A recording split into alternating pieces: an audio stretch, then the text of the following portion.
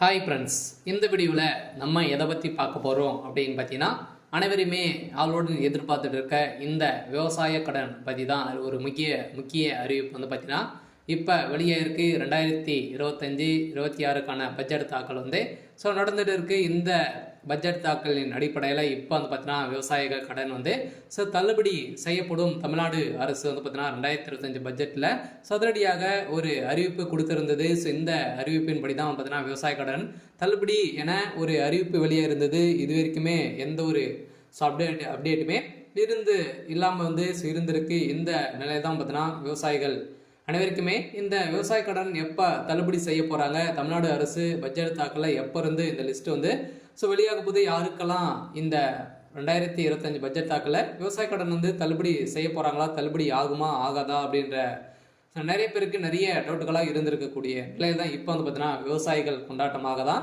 இப்போ ரூபாய் 1477 கோடி பார்த்தீங்கன்னா விவசாய கடன் தள்ளுபடி செய்ய போகிறதாக தமிழ்நாடு அரசு பட்ஜெட் தாக்கலில் அறிவிப்பு ஒன்று வெளியிட்டு இருக்கிறது. இந்த அறிவிப்பின் பிரகாரம் தான் பார்த்தீங்கன்னா இப்போ அதிரடியாக ஏற்கனவே கூட்டுத்துறை அமைச்சர் பெரியகற்பன் அவர்கள் கூடிய விரைவில் விவசாய கடன் தள்ளுபடி அறிவிப்பு வரும் அப்படின்ற மாதிரி சொல்லியிருந்த நிலை தான் இப்போ விவசாயிகளுக்கு அனைவருக்குமே பார்த்தீங்கன்னா தள்ளுபடி அறிவிப்பு வரும் அப்படின்ற மாதிரி தான் இல்லை சொல்லியிருக்காங்க. இப்போ வருகின்ற சட்டமன்ற தேர்தல் வரப்போகுது. இந்த சட்டமன்ற தேர்தல் தான் இந்த அறிவிப்புகள் அனைத்துமே திமுகவுடைய ஆட்சி ஆளுங்கட்சியாக இருக்குது இல்லையா.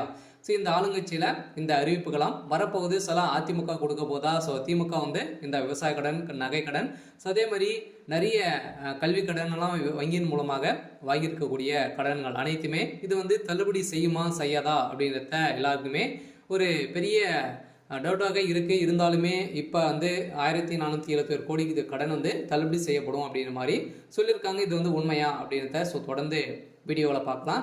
அதுக்கு முன்னாடி நம்ம சேனலுக்கு இப்போ தான் நீங்கள் முதல் முறையாக வந்திருக்கீங்க அப்படின்னா மறக்காமல் நம்மளுடைய சேனலை சப்ஸ்கிரைப் பண்ணி சப்போர்ட் பண்ணுங்கள். வாங்க வீடியோக்குள்ளே போகலாம்.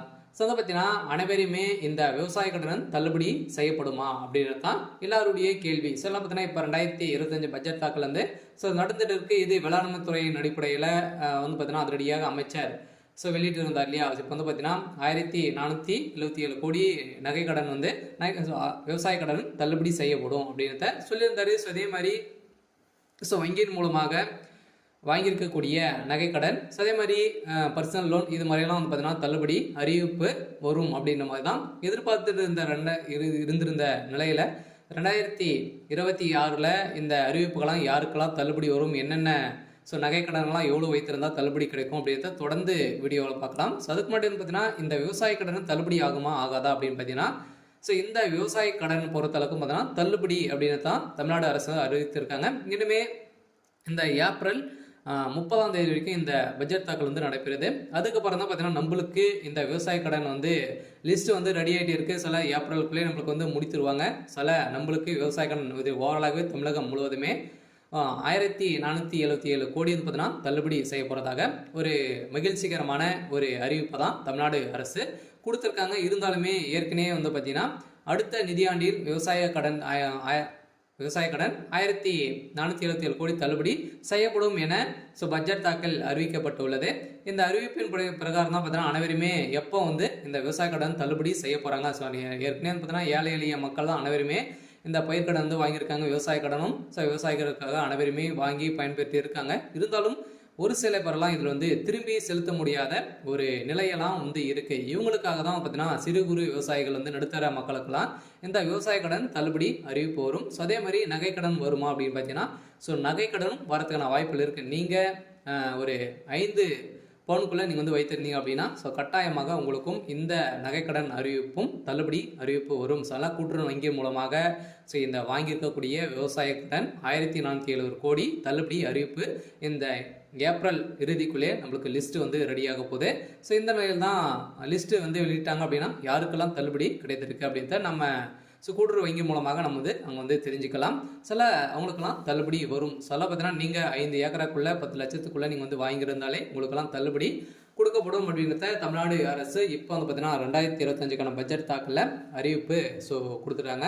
அனைவரும் வெயிட் பண்ணியிருந்த ஒரு சூப்பரான அறிவிப்பாக தான் ஏழை எளிய மக்களுக்கு ஒரு பயன்பெறும் விதமாக தான் இப்போ ஏற்கனவே 2021 பட்ஜெட் ஸோ அறிவிப்பில் வந்து பார்த்தீங்கன்னா ஸோ தமிழ்நாடு அரசு ஆளுங்கட்சியாக இருக்கக்கூடிய திமுக வந்து சொல்லியிருந்தாங்க இது வரைக்குமே ஸோ தள்ளுபடி செய்யலை அப்படின்ற மாதிரி எதிர்க்கட்சிகள் அனைவருமே போட்டி போட்டு விமர்சனங்கள் வைத்திருக்கக்கூடிய நிலையில் இப்போ அதிரடியாக 2025-26க்கான பட்ஜெட் தாக்கலில் இப்போ விவசாய கடன் தள்ளுபடி அறிவிப்பு அப்படின்றத சொல்லிட்டாங்க.